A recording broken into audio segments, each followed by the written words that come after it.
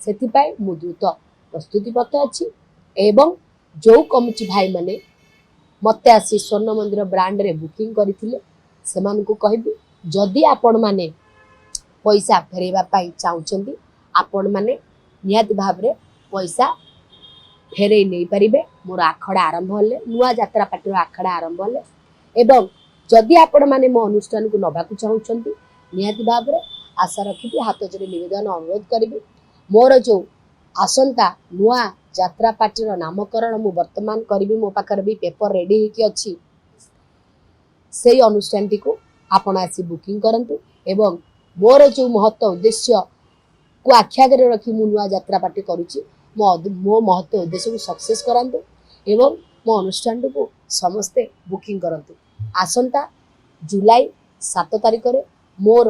यात्रार मुहूर्त एवं आखड़ा पूजा होउची एवं